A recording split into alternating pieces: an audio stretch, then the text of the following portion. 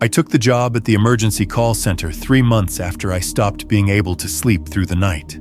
Not because I thought it would help, nothing helped anymore, but because insomnia had already claimed the dark hours, so I figured I might as well get paid for being awake. The training was 4 weeks of protocols, liability waivers, and psychological evaluations that I lied my way through. They taught us how to talk someone through CPR, how to stay calm during active shooters, how to keep our voices level when a child calls because mommy won't wake up. What they didn't teach us, what they couldn't teach us, was how to forget. My supervisor was a woman named Patricia Chen, 57 years old, with gray streaked hair pulled back in a bun that had probably looked the same for 20 years. She had the exhausted eyes of someone who'd heard too much suffering and the efficient movements of someone who'd learned to compartmentalize or break. "You'll take your first solo call tonight," she said on my final training day, adjusting her headset. "Remember, you're not there to solve problems. You're there to connect people with help. Don't get emotionally involved. Don't make promises you can't keep. And don't—" She paused, something flickering across her face. "Don't let the calls follow you home." I nodded like I understood. I didn't understand. The call center occupied the 3rd floor of a municipal building downtown, a warren of cubicles bathed in fluorescent light that hummed like dying insects. 30 workstations, 24-hour operation, rotating shifts. I worked nights, 11 p.m. to 7 a.m., which suited me fine. The darkness outside the windows matched the darkness I carried inside. My first call came at 11:47 p.m. A car accident on I-94, minor injuries, ambulance already dispatched. Standard, routine. The caller was shaken but coherent, and I guided her through the protocols with a steadiness I didn't feel. When I disconnected, Patricia gave me a thumbs up from across the room. I took 14 more calls that night. Domestic disturbance, possible break-in, chest pains, the usual catalog of human emergency and misfortune. By 7 a.m., I was exhausted, wrung out, but I'd done the job. I'd connected people with help. I'd followed the protocols. I drove home as the sun came up, crawled into bed, and slept 4 dreamless hours, the best sleep I'd had in months. That should have been my first warning. The call came 3 weeks into my solo rotation, on a Thursday night at 2:33 a.m. "911, what's your emergency?" Static. Long, crackling static that made me adjust the volume on my headset. Then, underneath it, breathing. Slow, deliberate. The rhythm wrong somehow. Too measured. Like someone concentrating very hard on the mechanics of inhaling and exhaling. "Hello? This is 911. Can you hear me?" The breathing continued. I checked my screen. The call was coming from a landline, which was increasingly rare. The address populated, 1847 Berkshire Road, a residential area on the east side, older homes, quiet neighborhood. "I'm showing your location as 1847 Berkshire Road. Is that correct? Are you in danger?" The breathing stopped. Then a voice, barely above a whisper. "He's inside." Female. Young, maybe late teens or early 20s. Terror in those 2 words, absolute and consuming. My training kicked in. "Okay, I need you to stay calm. Who's inside? Is someone breaking in?" He came through the basement door. I heard it open. I heard him on the stairs. Her voice was shaking, words tumbling faster. I locked my bedroom door, but he's outside it now. I can see his shadow under the door. He's just standing there. I was already typing, dispatching police to the address, marking it priority. "Officers are on the way. They'll be there in less than 5 minutes. Stay on the line with me. Is there anyone else in the house? My parents are in Florida. I'm alone. I'm supposed to be alone." A sound like a sob choked back. "He knows I'm in here." He knocked 3 times. Slow, like he has all the time in the world. My skin went cold. "Don't open the door. Don't make any noise. The police are—" "He's not trying to get in," she interrupted. "That's what's wrong. He's not trying the handle. He's not forcing the door. He's just standing there, waiting." I could hear it then, in the background of the call. Breathing, not hers. This was deeper, raspier, coming from somewhere else in the house. coming from the other side of her bedroom door. "Units are 2 minutes out," I said, watching the GPS tracking on my screen. "Stay quiet. Stay hidden. They're almost there." Silence. Then, "He's leaving. I can hear him walking away. Down the hall. Back toward the stairs. That's good. That's... No." Her voice dropped to a whisper. "No, no, no. He's not going downstairs. He's going to my parents' room. He's opening their door." I heard it through the phone. The creak of hinges. Footsteps on carpet. Then nothing. "What's he doing?" I asked. "I don't know. I can't see. I can't..." She stopped. "Wait. He's coming back. He's in the hallway again. He's... Oh God. Oh God, he's got something." "What?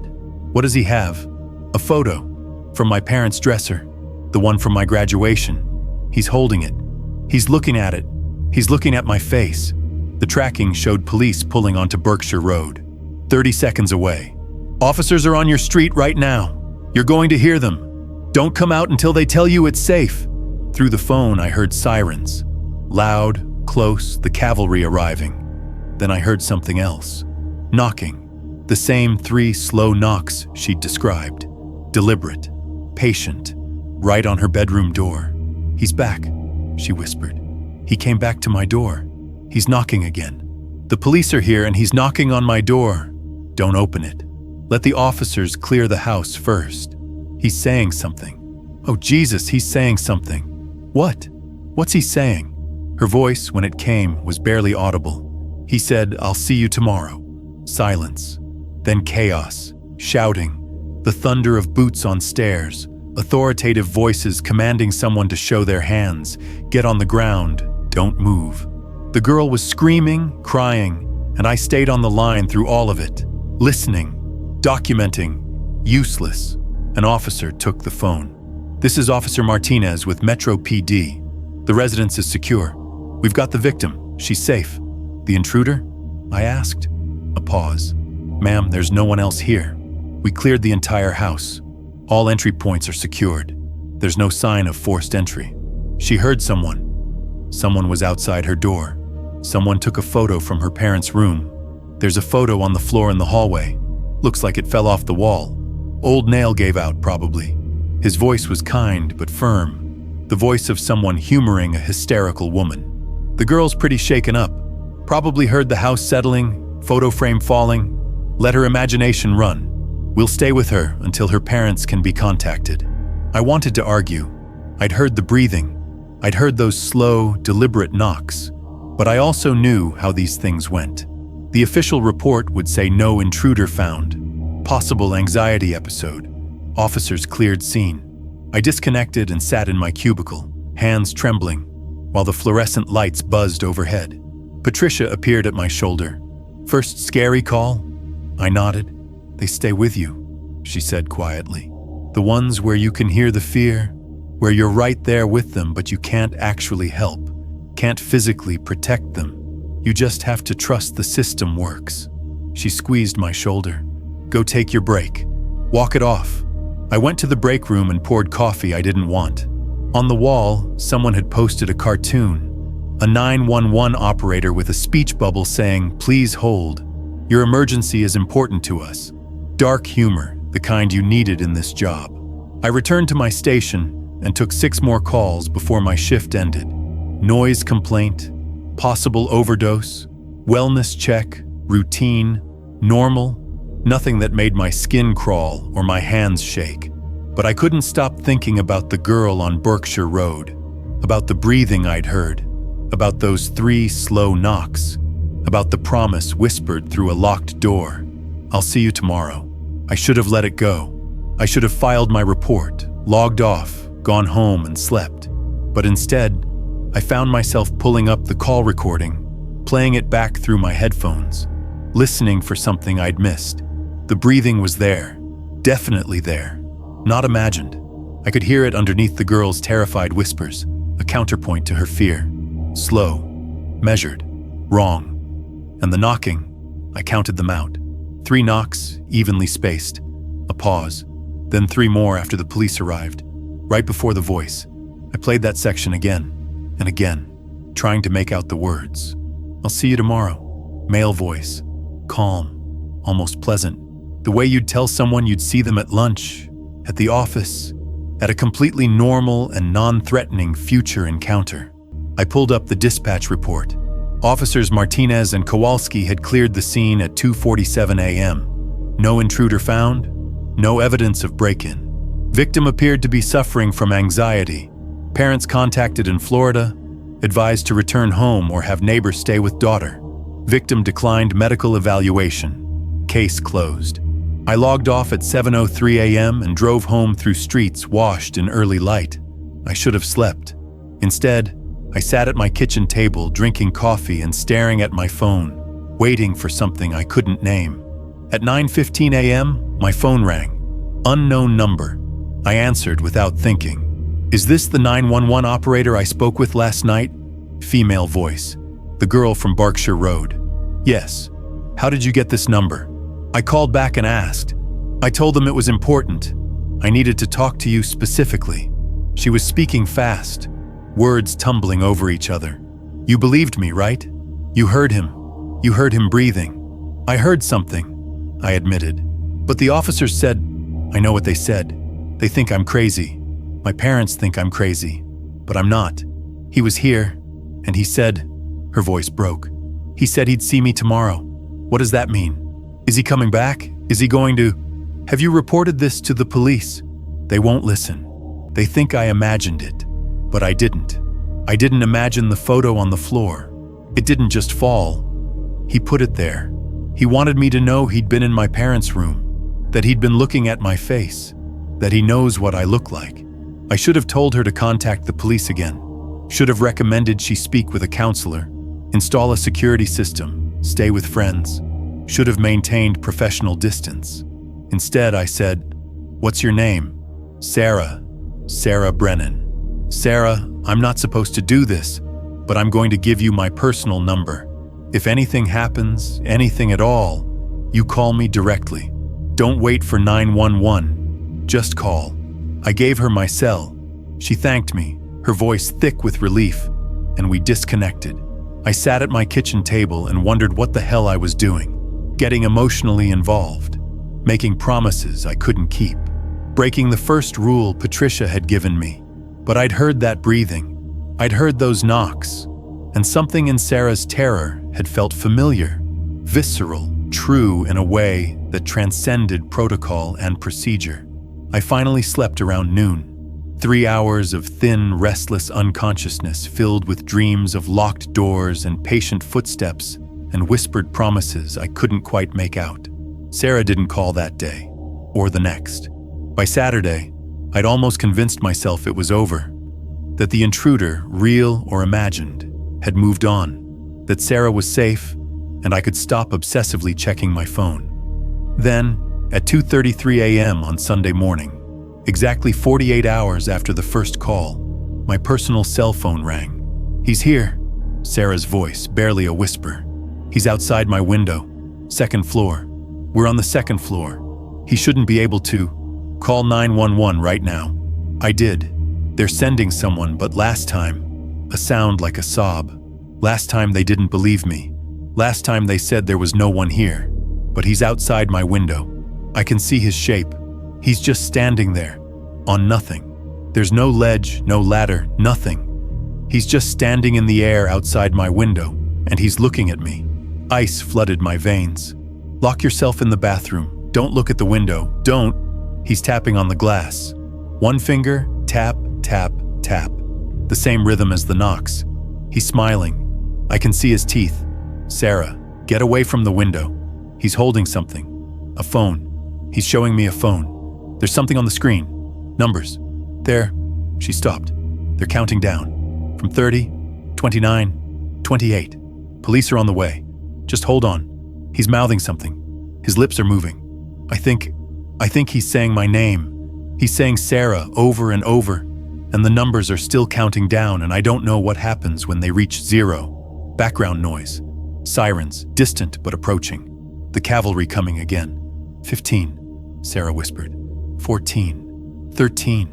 The police are almost here, and he's still there, and the numbers. "Don't watch the numbers. Look away. Get in the bathroom." 5, 4, 3. Her breathing was ragged, panicked. 2, 1. Silence. Then, he's gone. The window's empty. He just disappeared, like he was never there. This time, when the police arrived, they found muddy footprints on the exterior wall below Sarah's window.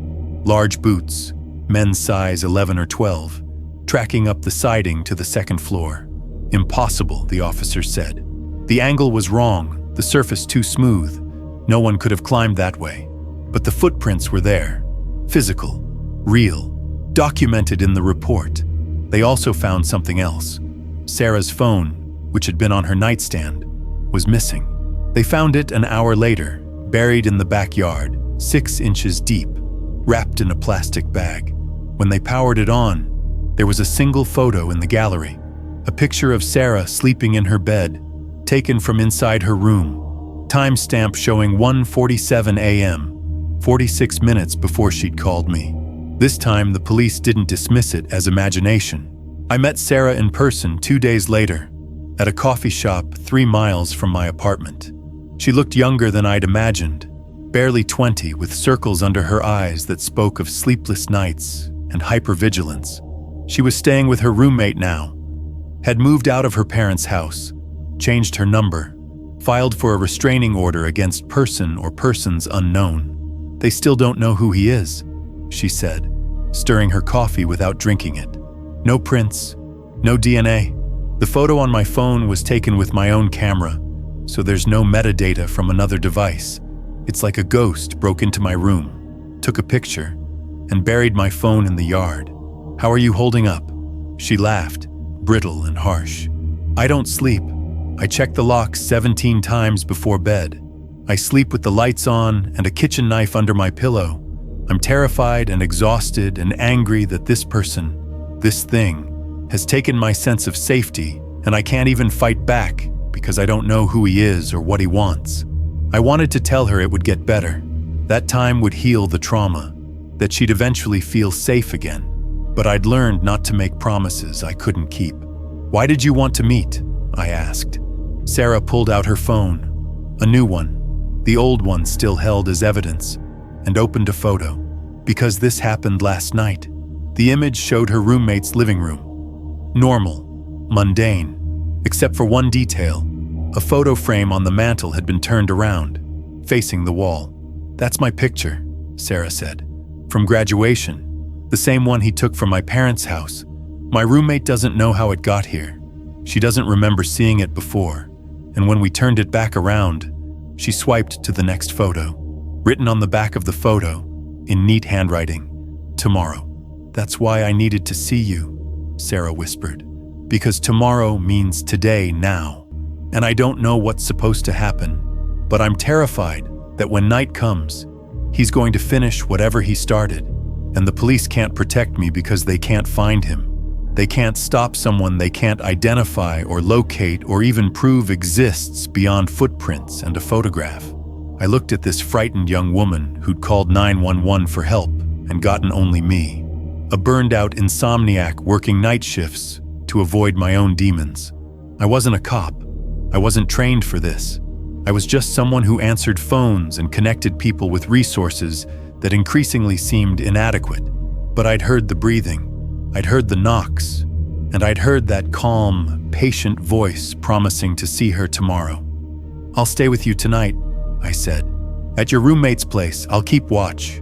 If he comes, when he comes, you won't be alone. Sarah's eyes filled with tears. You don't have to. I know, but I'm going to anyway.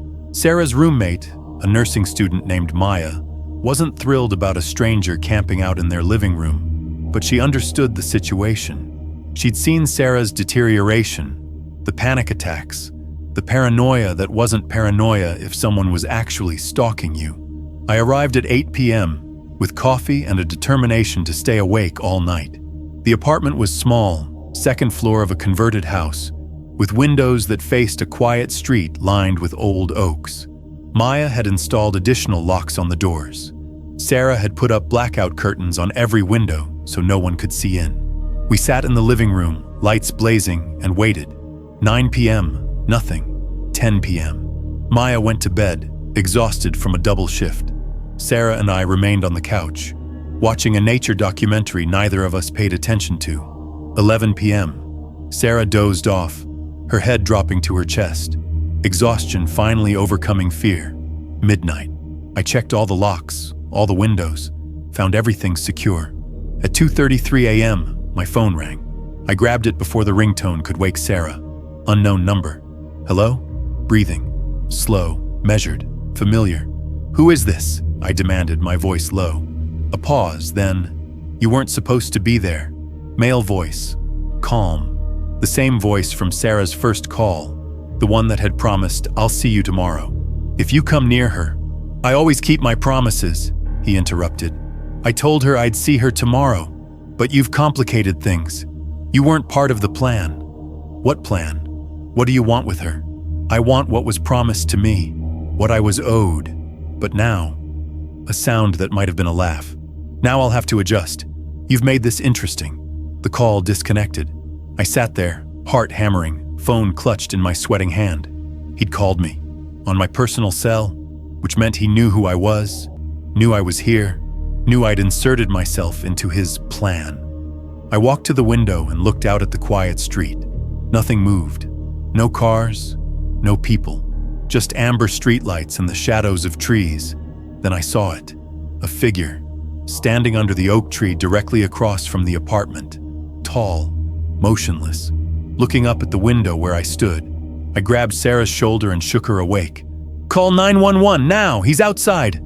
Sarah lurched upright, disoriented, terrified. What? Where? Across the street, under the tree. Call the police right now. While she dialed, I kept watching. The figure didn't move, didn't approach, just stood there, patient and terrible. A dark shape against darker shadows. Sarah was on with dispatch, giving the address, explaining that her stalker was outside. I heard the operator's professional calm, the assurance that units were being dispatched. 3 minutes later, a patrol car pulled onto the street, lights flashing. The figure turned and walked away, not running, walking, casual, like he had all the time in the world. He disappeared around the corner before the officers could exit their vehicle. They searched the area, found nothing, no one matching the description, no vehicles speeding away. It was like he'd simply ceased to exist the moment they'd arrived. But when they checked under the oak tree where he'd been standing, they found something, a photo, face down on the ground. When they turned it over, Sarah screamed. It was a picture of me, sitting in my car outside this apartment building, taken earlier tonight through my driver's side window. My face was clearly visible, illuminated by my phone screen. On the back, in that same neat handwriting, tomorrow. I didn't go home that night, didn't go home the next day. I called in sick to work, first time I'd missed a shift, and stayed with Sarah and Maya, all of us trapped in that small apartment, waiting for tomorrow to become today and for whatever was supposed to happen to finally happen. The police increased patrols in the area, set up surveillance, interviewed neighbors, found nothing useful. The photo of me had no prints, no traceable evidence. Security cameras on the street had mysteriously malfunctioned between 2:30 and 2:45 a.m., showing only static. Patricia called at 3 p.m. You okay? People are saying you're sick, but Garcia mentioned you've been involved with a situation. Something about a stalking case? I explained. Not everything. I couldn't explain the breathing I'd heard, the impossible footprints, the feeling that this was something beyond a simple stalker. But I told her enough. You got involved, Patricia said quietly. I warned you not to do that. She needed help. She needed the police, professional help, not a 911 operator who makes house calls. Patricia sighed. I understand the impulse, I really do. But there are boundaries for a reason. You can't save everyone. You can't... She stopped. Be careful, please. Some situations are more dangerous than they appear. What do you mean? A long pause, then. I'll tell you when you come back. If you come back, just stay safe. Keep your phone on you. She disconnected, leaving me with more questions than answers. Night came. We kept every light on, every curtain closed. Maya made dinner no one ate. Sarah sat on the couch, knife in her lap, eyes darting to every sound. At 11 p.m., my phone rang. Unknown number. I answered. "What do you want?" To finish what I started. The same calm voice. "You've delayed me twice now. Very inconvenient, but I've decided to make an adjustment. A substitution, if you will. If you come near this apartment..." "I don't need to come near the apartment. I'm already closer than you think." A pause. "Tell me something. Do you believe in debts? In obligations that transcend normal rules?" "I don't know what you're talking about." "No, you wouldn't. Not yet. But you will." Sarah understands, even if she doesn't remember. She made a promise 5 years ago. A wish in the dark when she was desperate and scared and alone. And wishes have prices. I'm here to collect. She was 15 5 years ago. Whatever you think she promised, doesn't matter how old she was. A debt is a debt. A promise is a promise. I always collect. His voice hardened. But you've interfered. Inserted yourself into a contract that wasn't yours. So now you're part of it too. New terms, new arrangement. What arrangement? A choice. Simple, really.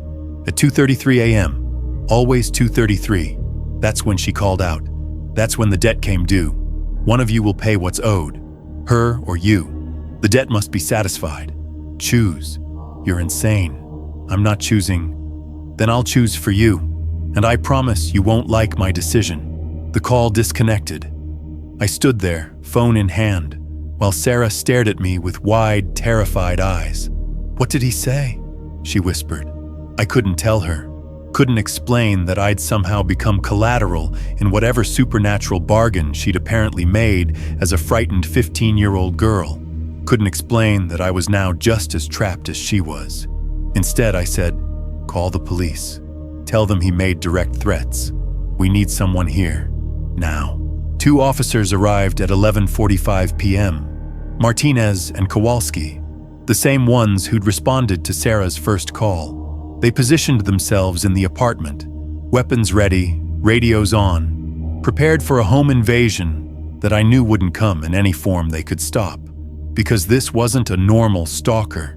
The impossible climb up a smooth wall, the photos that appeared from nowhere, the phone call to my personal cell that he shouldn't have had. This was something else.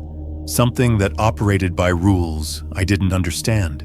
At midnight, Maya locked herself in her bedroom, unable to handle the tension. Sarah sat on the couch between the 2 officers, knife still clutched in her lap. I stood by the window, watching the street, watching the clock on my phone count toward 2:33 a.m. At 2 a.m., the lights flickered. All of them. Every lamp, every overhead fixture pulsing like a heartbeat. The officers noticed, hands moving to their weapons. "Electrical issue," Martinez said, though he didn't sound convinced. At 2:15 a.m., my phone buzzed. Text message from unknown number. 15 minutes? Have you decided? I didn't respond. Didn't know how to respond. What could I possibly say? At 2:30 a.m., the temperature dropped. Suddenly, dramatically. Our breath came out in visible clouds. Sarah started shivering, though the thermostat still read 72 degrees. What the hell? Kowalski stood, looking around. At 2:32 a.m., every phone in the apartment started ringing simultaneously. Sarah's new cell, Maya's phone in her bedroom, the officers' radios, my personal cell. We all answered at the same moment. The same voice on every line. Time's up. At 2:33 a.m., the lights went out completely. In the darkness, I heard breathing. That slow, measured breathing I'd heard on Sarah's first call. Except now it was in the room with us. Close. Right behind me, officers were shouting, flashlights clicking on, beams cutting through the darkness. Sarah was screaming. Maya burst from her bedroom, panicked and confused. And in that chaos, I felt it. A hand on my shoulder. Ice cold. Impossibly strong. The voice directly in my ear. You made your choice by refusing to choose. So I chose for you. I spun around. The flashlight beams caught him for just a second. Tall, hollow-eyed, smiling that wrong smile. Then the beams passed through him like he was made of smoke. And he was gone. The lights came back on. Everyone was there. Sarah, Maya, both officers. All of us present and accounted for. except I couldn't shake the feeling of that hand on my shoulder, the cold that had seeped into my bones, the certainty that something had been taken that I couldn't name. I went home at dawn. The police filed their reports. Multiple equipment malfunctions, possible electrical surge, no intruder found. Sarah and Maya were relocated to a hotel under police protection. I drove to my apartment, exhausted and confused and haunted by a touch that shouldn't have been possible. I tried to sleep, couldn't. My mind kept replaying the moment in the dark, that voice in my ear, the certainty that something had changed in a way I didn't yet understand. At noon, Patricia called. I heard what happened last night. Are you okay? I don't know. I stopped. Patricia, you said you'd tell me something when I came back about some situations being more dangerous than they appear. Silence. Then, come to my house, not the call center. I'll text you the address. We need to talk, and it can't be over the phone. She lived in a small ranch house in the suburbs, the kind of place where neighbors waved and kids played in sprinklers. Safe, normal. The opposite of what I'd experienced in the last week. Patricia answered the door looking older than I'd ever seen her. She led me to her living room, gestured for me to sit, and poured 2 cups of coffee neither of us wanted. How long have you worked at the call center? She asked. 3 months. I've been there for 31 years. Started when I was 26, right after my divorce. Needed a job, needed purpose. The work seemed important. She sipped her coffee. About 6 years in, I took a call. Young woman, terrified, said someone was in her house. I dispatched police, stayed on the line, walked her through hiding, staying quiet. Officers arrived, cleared the house, found nothing. I felt something cold settle in my chest. What happened? She called back 3 days later, said he'd returned, that he'd promised to see her again. I stayed with her on the phone while police responded. Again, they found nothing. No evidence of intrusion, no intruder, nothing. Patricia set down her cup. Then she called a 3rd time, but this time she wasn't scared. She was calm, too calm. She said, "He's here. He's standing right in front of me. He says it's time to pay what I owe." Then the line went dead. Patricia, they found her 3 days later, in her apartment, dead. No signs of violence, no apparent cause. The autopsy was inconclusive, but her face, Patricia's voice broke. She looked terrified, like she died of fear itself. I didn't want to ask, but I had to. What was her name? Kelly Brennan. The room tilted. Brennan? Sarah's last name is... Kelly was Sarah's older sister. She died 5 years ago when Sarah was 15.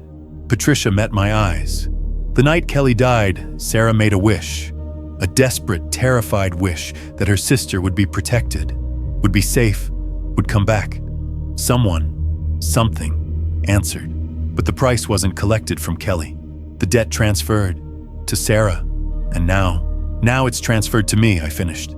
Because I interfered. Patricia nodded. These calls come in every few years. Different names, different addresses, but the pattern is always the same. Someone desperate makes a wish, makes a promise, calls out for help, and something answers. But the debt always comes due. At 2:33 a.m., the operators who get involved, she stopped, composing herself. They don't usually last long after. It's like they've been marked, tagged for collection. You're telling me I'm going to die? I'm telling you that you've been pulled into something that doesn't follow normal rules. Something that feeds on desperation and fear and impossible promises. I don't know if you'll die, but I know you'll be haunted, watched, followed, until the debt is satisfied. I thought about the cold hand on my shoulder, the voice in my ear, the certainty that something had been taken.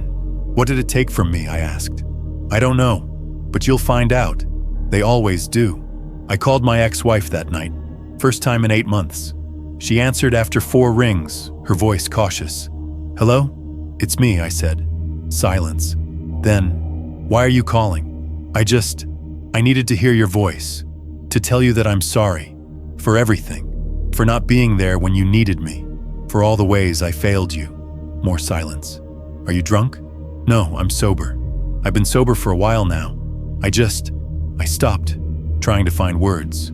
I might not get another chance to say this, so I'm saying it now. You deserved better than me, and I'm sorry I couldn't be that person. Are you okay?" Her voice had softened. "You sound... something's wrong. I'm dealing with something. I can't explain it, but if anything happens to me, I just wanted you to know that loving you was the best thing I ever did, even if I did it badly." We talked for another 20 minutes. About her new job, about mutual friends, about nothing important, and everything that mattered.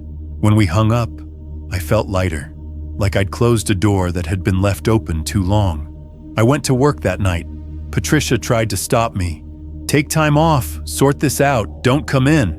But I couldn't just hide. Couldn't just wait for whatever was coming. My shift started at 11 p.m. I took calls. Car accident, domestic disturbance, possible heart attack, the usual catalog of human emergency. At 2:33 a.m., my console lit up. Incoming call. I answered. 911, what's your emergency? He's inside. Female voice. Young, terrified. My blood went cold. Ma'am, who's inside? What's your location? He came through the front door. I heard it open. I heard him in the hallway. The voice was shaking. I locked the bedroom door, but he's outside it now. I can see his shadow. He's just standing there. It was the same script. The exact same words Sarah had used. Ma'am, what's your name? Sarah. My name is Sarah Brennan. But Sarah was in a hotel across town under police protection. I'd verified it myself 2 hours ago. Sarah, is this some kind of... He's knocking. 3 times. Slow. He says he'll see me tomorrow. The voice was different now. Wrong. Like multiple tones overlapping. But tomorrow is today, and the debt must be paid, and you can't hide from promises made in darkness. I ripped off my headset. Patricia was at my station instantly. What's wrong? The call, Sarah? But it can't be. Patricia looked at my screen. There's no call. Your line's been idle for 20 minutes. I stared at the console. She was right. No active call, no incoming number, nothing. But I'd heard it. I'd heard that voice, those words, that terrible familiarity. I need to go home, I said. Patricia didn't argue. I drove through empty streets, my hands shaking on the wheel. The city at 3 a.m. was beautiful in a desolate way. Streetlights painting everything amber. No traffic, just me and the road, and the certainty that something had followed me home from that call center. I parked outside my apartment building, sat in the car, trying to steady my breathing, trying to convince myself that I was tired, stressed, imagining things. Then my phone rang. Unknown number. I answered. Leave me alone. I can't do that. You're part of this now. The debt includes you. The calm voice, patient as always. You felt it, didn't you? When I touched you. Something leaving, something taken. What did you take? Your certainty, your sense that tomorrow will come. Every night at 2:33 a.m., you'll wonder if this is the night I collect. You'll never feel safe in the dark again. You'll never trust sleep. You'll exist in the space between panic and exhaustion until eventually, he paused. Eventually, you'll invite me in yourself, just to end the waiting. I won't. They all say that. But fear is patient, terror is hungry, and I have all the time in the world. The call disconnected. I sat in my car and cried. Not from fear, though I was terrified, but from exhaustion, from the weight of understanding that I'd been marked by something I couldn't fight, couldn't escape, couldn't even fully comprehend. Eventually, I went inside, locked my door, checked every window, turned on every light, and I waited for 2:33 a.m. to come again. It's been 3 months since that night. I still work at the call center. Patricia tried to get me to quit, but I can't. The job is the only thing that feels real anymore. The only place where I'm helping people in ways that matter. Sarah is safe. The stalking stopped after that night. Whatever debt she owed, whatever promise she'd made, it was satisfied or transferred. I try not to think about which. I take calls, I dispatch help, I connect people with resources, and every night at 2:33 a.m., my console lights up with a call that isn't there. I hear breathing on a line that's dead. I hear promises whispered in voices I recognize from previous cases, previous tragedies, previous debts I couldn't prevent or understand. Patricia retired last week. She came to say goodbye, hugged me tight and whispered, Get out while you can. Don't end up like me, trapped in a job that takes more than it gives. But I can't leave, because someone has to answer the phones. Someone has to be there when desperate people call out for help, even if that help is inadequate. Even if some emergencies can't be solved by police or ambulances or human intervention. I called my ex-wife again last night. We're having coffee next week. She says I sound different, calmer, maybe, or resigned. I don't know how to tell her that I'm haunted by a debt I don't understand, marked by something that's patient and hungry and waiting. So I just said, I'm trying to be better, to be present, to make the time I have count. She said, that's all anyone can do. Last night, at 2:33 a.m., something different happened. The call came through, real this time, logged in the system. A young man, barely 20, said someone was in his house. I dispatched police, stayed on the line, heard that same slow breathing I'd learned to recognize. He's outside my door, the man whispered. He's knocking, 3 times. He's saying he'll see me tomorrow. Officers are on the way, I said. Just hold on. He's saying something else now. He's saying, the man's voice dropped to almost nothing. He's saying, tell the operator thank you. Tell her the debt is almost paid. Her? I said. I'm not, but I stopped, because I understood. The voice on the other end wasn't talking about me. At 2:45 a.m., Patricia called my personal cell. She sounded tired, defeated, resigned. It's here, she said simply, in my house. I can see it standing in my hallway. After 31 years of running, it finally caught up.